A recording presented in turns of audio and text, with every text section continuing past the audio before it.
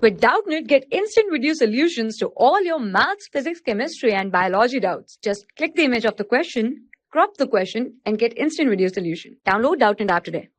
If talk about this question, in this question we're asked to differentiate between fragmentation, right? Fragmentation and the regeneration. So if we talk about the differences between both of them, right? So the first difference between fragmentation and the regeneration is that fragmentation, in this, the organism, right, the organism, it undergoes the fragmentation, right? The organisms that undergoes the fragmentation, they basically result in each part or the fragment, right, growing, right? So the organism divides into different fragments, and then each fragment grow into a whole new organism, right? Whole new organism, that's basically known as the fragmentation.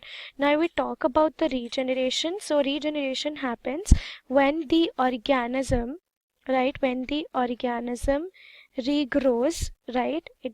Organism basically regrows a lost body part, right? Lost body part, right, of the lost body part, like the lost limb, right, such as the lost limb. So in this, what happens is that one of the body part of the organism can be regrown into the whole new organism, right? So a whole new organism can be regrow from the lost body part, right? Now if we also, the organism can regrow a lost body part, right, such as the limb, right? So the next point of difference between them is that in case of the fragmentation, the new individual is formed from the fragment, right? New organism is basically formed from the fragment, right? Whereas in case of the regeneration, right, in case of the regeneration, the formation of no new organism happens, right? No new organism is formed, right? No new organism is basically formed, right? Then if we talk about the fragmentation, so it basically takes place in some of the organisms, right? And in case of the regeneration, each and every organism can exhibit this phenomena. So the fragmentation, it happens, right, or it takes place only in few organisms, right?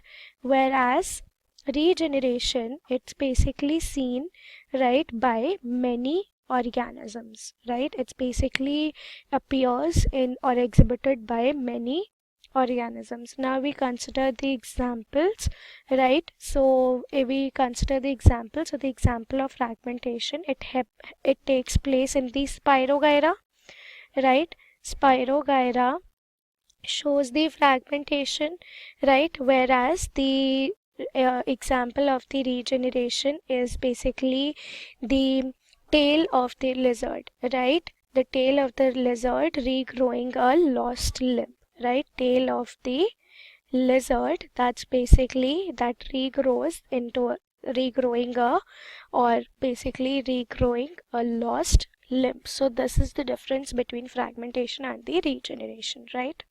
For class 6 to 12, IIT JEE and NEET level. Trusted by more than 5 crore students. Download Doubtnut app today.